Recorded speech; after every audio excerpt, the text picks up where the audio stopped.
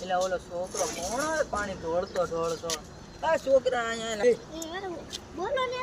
આમ ક્યાંથી આવે છે મિશન આવતો તો ડોક્ટર ક્યાં ગયું ડોક્ટર સાહેબે કીધું કે તમે ડોક્ટર લઈને જશો ને તો ઘરે વરસાદ ચાલુ આ જો વરસાદ છે એમ કીધું કે વરસાદ આવે છે તમે છોકરા પલ્લી ગઈ છે તમે ભણવા કેમ આવશો